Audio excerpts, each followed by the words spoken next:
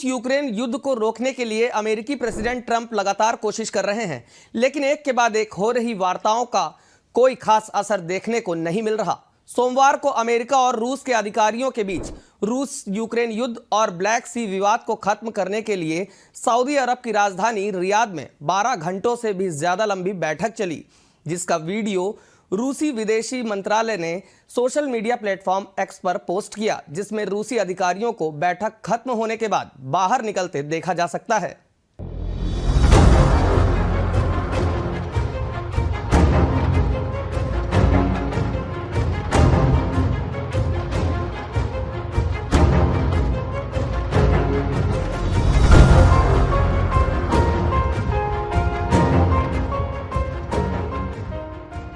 रूस और यूक्रेन के बीच चल रहे युद्ध के 125 दिनों से अधिक बीत गए हैं, लेकिन यह खूनी जंग रुकने का नाम नहीं ले रही।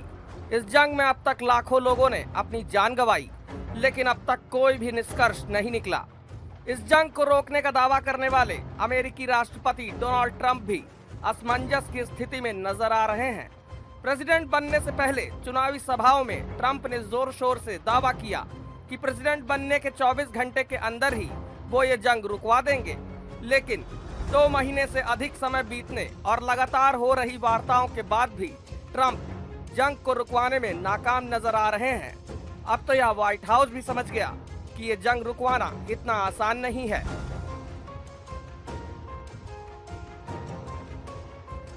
Well, they're fighting against each other. Yeah, I think we have a ceasefire on a lot of areas, and so far that's all held very well. And getting that ceasefire, they had a lot of guns pointing at each other. You had some soldiers, unfortunately, surrounded by other soldiers, and they are going to be, I believe, we're going to pretty soon have a full ceasefire, and then we're going to have a contract. And the contract's being negotiated, the contract in terms of dividing up the lands, etc. It's being negotiated as we speak. 3 साल से जारी रूस Ukraine युद्ध में 30 दिन के अस्थायी युद्ध विराम पर सैद्धांतिक सहमति बनी थी, लेकिन अब तक इस पर भी पूरी तरह अमल नहीं हो पाया। दोनों देशों के बीच अब भी ड्रोन और मिसाइलों से हमले जारी हैं।